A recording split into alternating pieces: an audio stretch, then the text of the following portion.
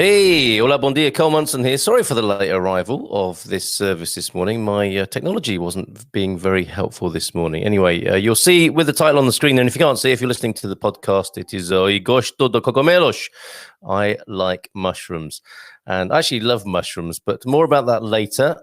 When we do, in the tradition of YouTube, we open the mushroom packaging that has arrived from the UK as we begin our happy homesteading mushroom farming here in Korea. Talking of Korea, if you check out our website, cometokorea.com, which gives you details of where we live and the project that we're working on. We are the caretakers of a house here that is an investment opportunity.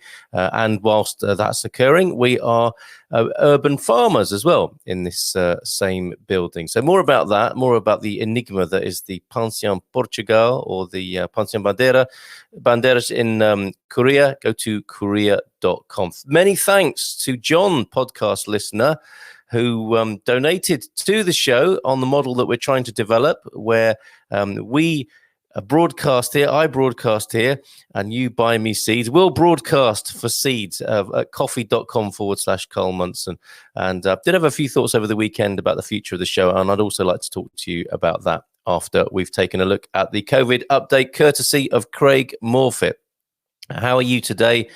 Let me know how you're doing. Are you in Portugal already? Are you hoping to come to Portugal?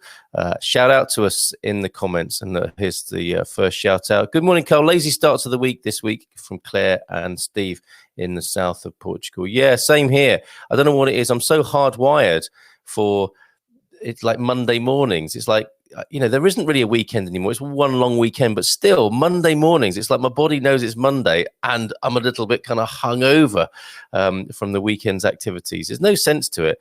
But anyway, bon dia, Carl, and listeners from Eloise as well in Penella. Good morning to you, Eloise, one of the show's supporters. So let's go check out what Craig's been saying. We look at a number of reports about COVID-19 from various sources. Craig is one of our favorites, as is George Branco.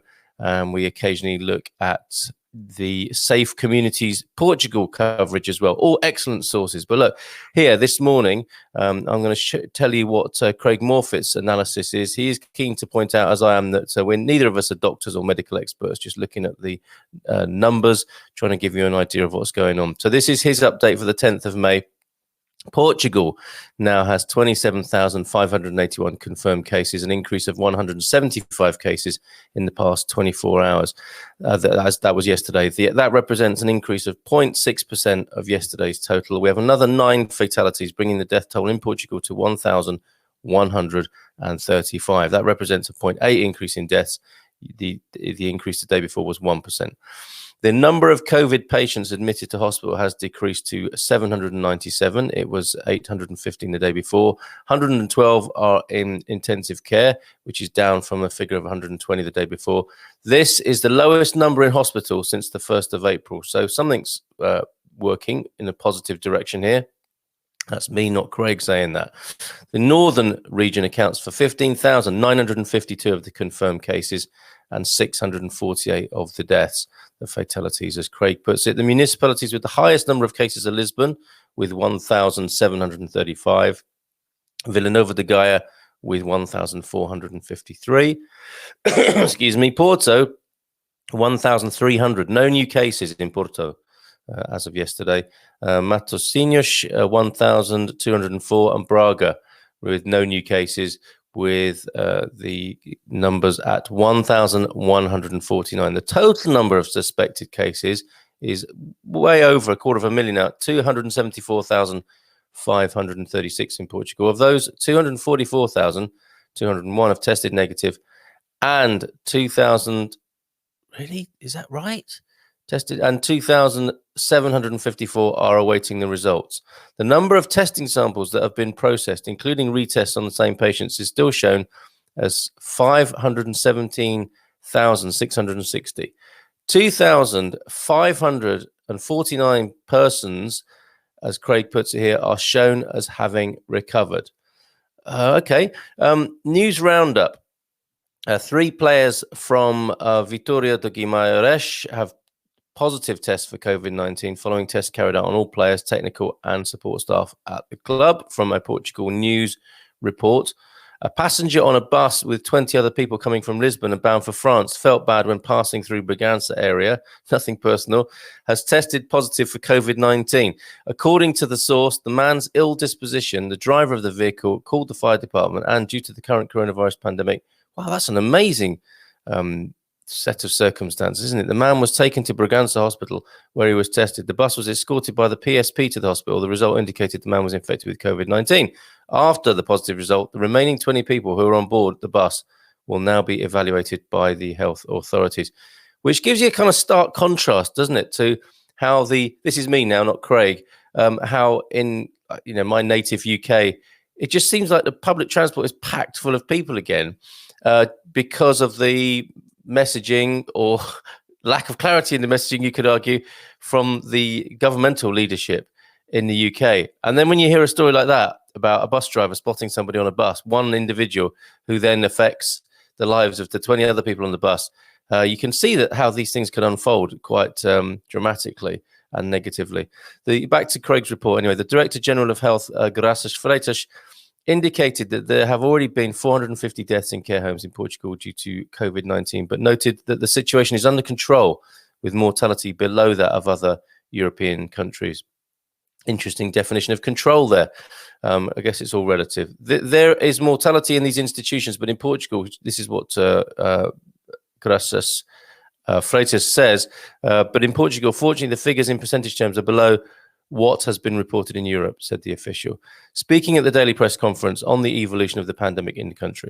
In particular, in Portugal, and to date, 450 deaths have occurred in these homes, which we obviously regret, distributed by 243 in the northern region, 134 central, 69 in the region of Lisbon and the Tagus Valley, 1 in Alentejo, 3 in the Algarve. According to the Director General for Health, this is still a high percentage, but is below what is reported by other European countries. It reflects, I believe, what has been the intensive care of all the entities involved in these homes, explained Graças Freitas, speaking of an early intervention carried out by the authorities, and namely through screening and the detection and separation of positive cases.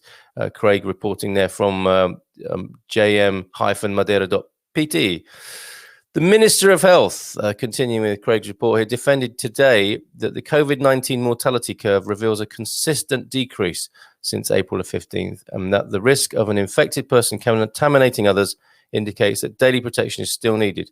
The COVID-19 mortality curve shows a consistent decrease since April the 15th, which is very relevant, said Marta Tamido, who was speaking to journalists in Lisbon, again from jm-madeira.pt. And conditions are being developed for the reopening of daycare, nurseries, and on Craig's coverage continues. Let's have a look here. We know that daycare centres and nannies are potential places of transmission because the boys are not aware that they can transmit the disease they want to hug and kiss. It is up to adults, I think that's boys and girls, adults to pass this knowledge on to them, urged Benvinda Santos, Director of the Services for Disease Prevention and Health Promotion at DGS. Highlighting there the problem, of course, that kids will struggle with physical distancing. And that's going to be a nightmare to cope with and very stressful for the staff, I suspect. Isn't it just easier for them to be at home? I don't know.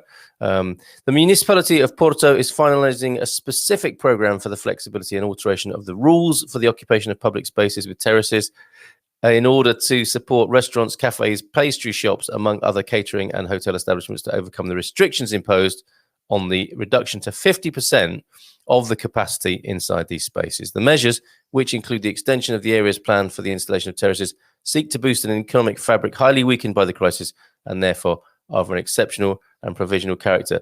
That is a really posh and long-winded way of saying, I guess, that they're working on how to get people back into restaurants and cafes without them being too close to each other. And that, of course, I'm riffing now. I'm going off on a tangent from Craig's reporting here. Craig's reporting of other reporting. And of course, that's part of what we love about Portugal, is it not? The fact that there are lovely cafes and restaurants, and the lovely aspects of outdoor Portuguese life. And returning to restaurants and cafes with this heightened awareness is going to be quite strange, I think. What do you think about that? Druba is tuned in this morning. Good morning to you. My computer's not happy this morning. Very slow and sluggish, not unlike its owner. Good morning, brother. Good morning, brother. Druba, to you as well. And are you going to read out your nega? Oh, I think that's somebody who's given me some negativity on YouTube. I'm not going to do that. Yeah, that's what that means. What's a nega? Is somebody who gives you some negative vibes or attacks you. On the YouTube channel, somebody was asking me if I was aware of all these sort of conspiracy theory, all the stuff that would be written off as conspiracy theory sort of stuff. And I just found, whilst I'm, quite an open-minded person, I found this person to be very patronizing.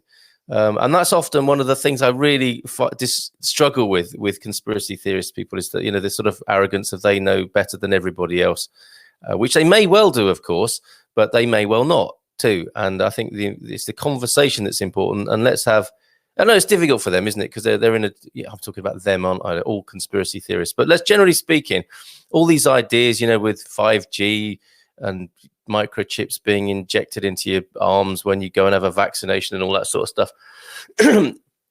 It sounds so far-fetched and crazy that it's difficult to have a sort of sensible conversation about it. But, I am committed to open-minded conversation, I think that's how I would distance myself from the rest of many other sort of reporting sources. I like to think that we are, and this is a hackneyed and cliched phrase, but we are all in this together, and talking is really important, and that people shouldn't be shamed or put down for what they think or believe.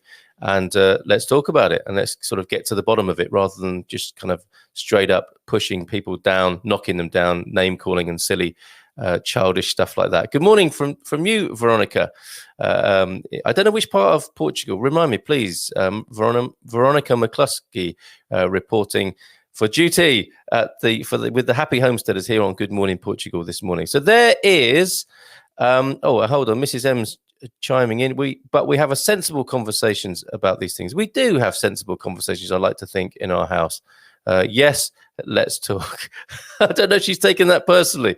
Any road up. I would like to talk to you a little bit before we go on to opening. Look, very exciting stuff here.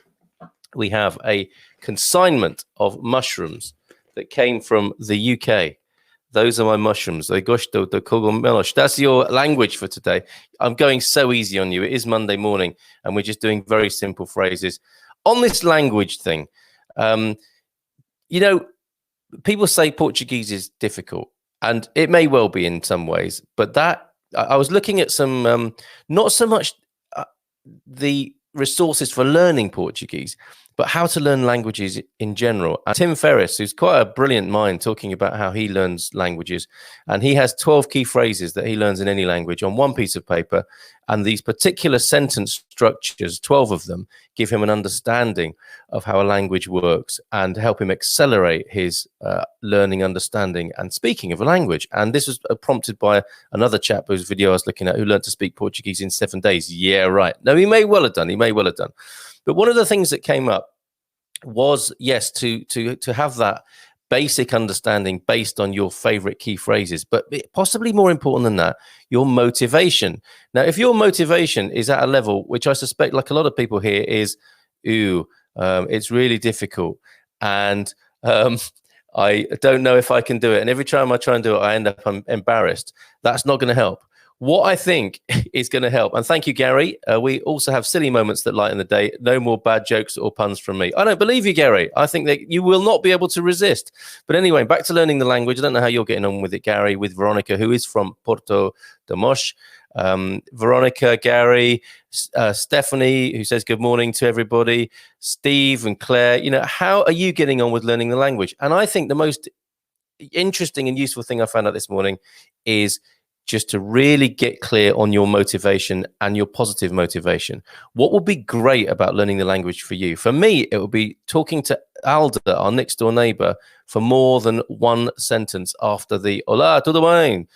Oh, and that's it. Okay. I want to learn the next bit, And a real breakthrough for me would be to engage in conversation with her beyond the hello and how are you? And then the confused and awkward bit that comes after that. So that's my motivation. I invite you to name yours. What would you like to do? Would you like to be able to sort of go deeper into when cafes do open, to be able to be a bit more fluent and fancy in a restaurant? Would you like to be able to talk more in Portuguese at the market? Would you like to call the folks back home and blast them with a whole load of Portuguese, showing them how well you're getting on?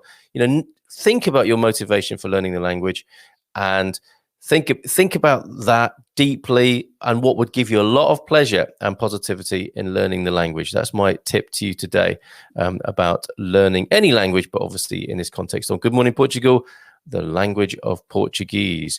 And we're going to move closer to opening this package here. As I said, in the YouTube tradition, I don't know if you have kids in your midst to watch, what are they called? Not unpackaging videos, unveiling, unboxing. That's it. I'm going to unbox my mushrooms, which sounds misses, doesn't it? But I am going to unbox my mushrooms in just a moment. Veronica says, been here for 20 years and still struggle. Husband and grown-up kids all speak it well. What is their secret, Veronica? That's what I want to know.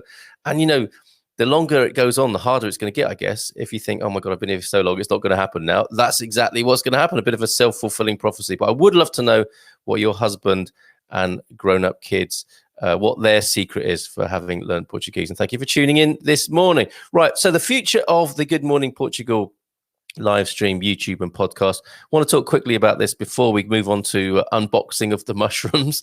And yes, get ready, Gary, with your puns and bad jokes, your dad jokes about mushrooms.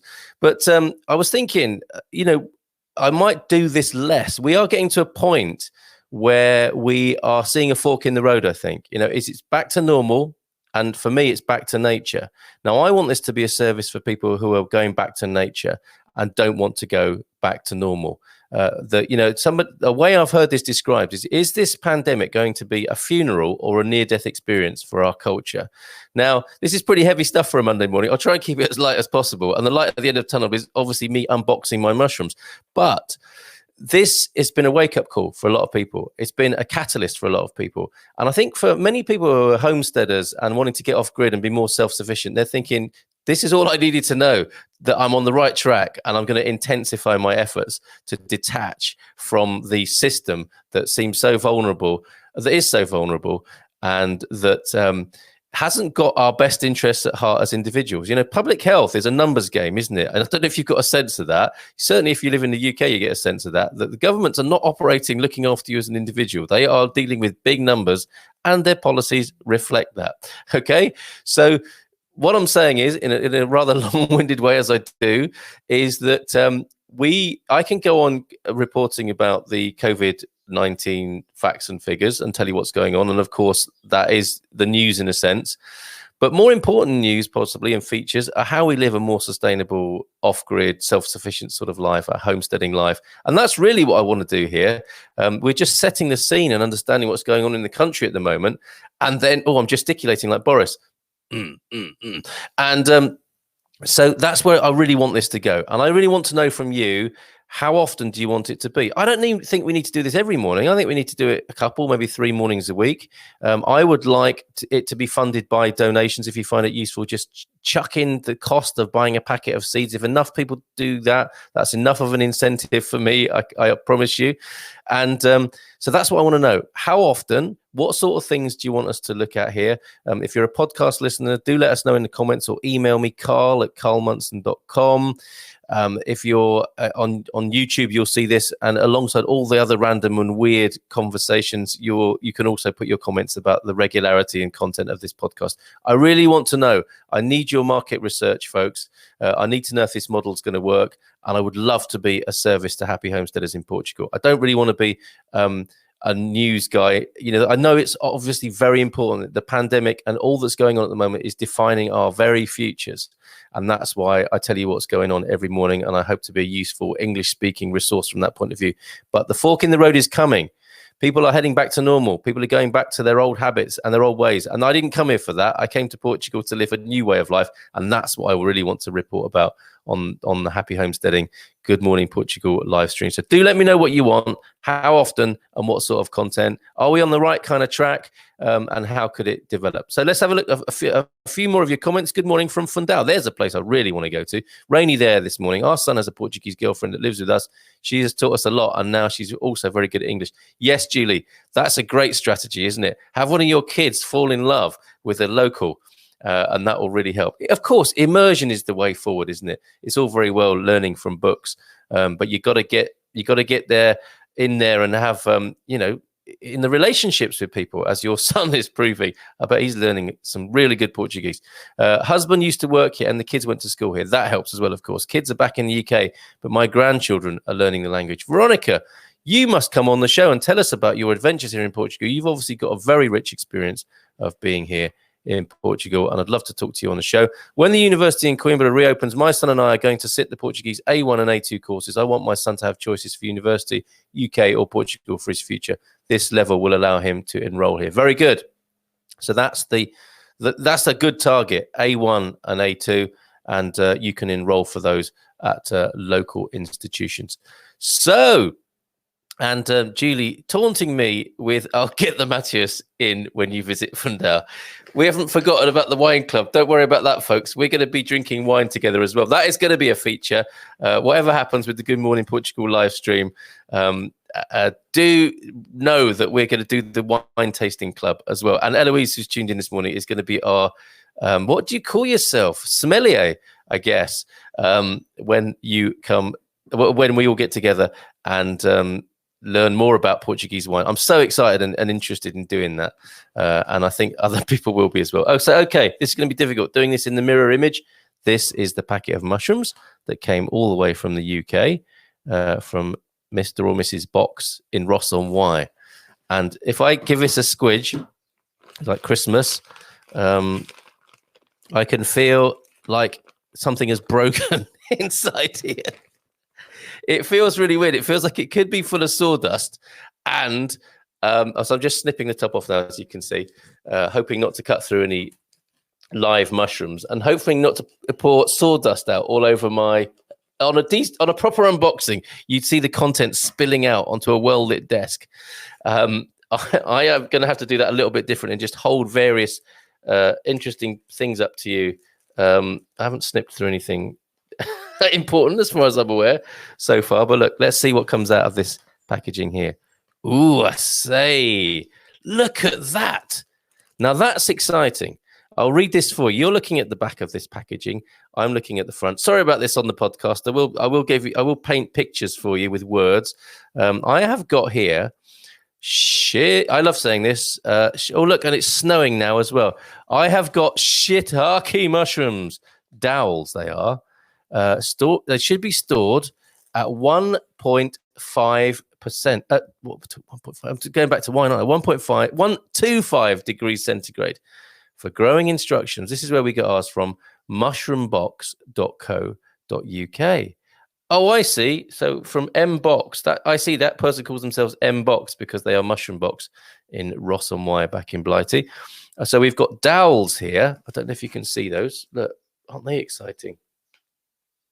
If you found those dowels in your toolkit, you think, I need to throw them out. They're going moldy.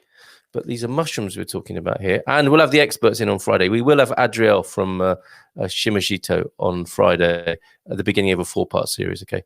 And we've got blue-grey oyster mushroom dowels, also to be stored at 1.25, between 1 and 5 centigrade. Come on, Carl, get a grip, look. And what you do with these, apparently, is you drill holes in a good, solid log, a timber log, and then you put the dowels in, and then with any luck, you should have mushrooms growing. And I can't wait. Louise is saying, well, look, I'm getting executive production help here.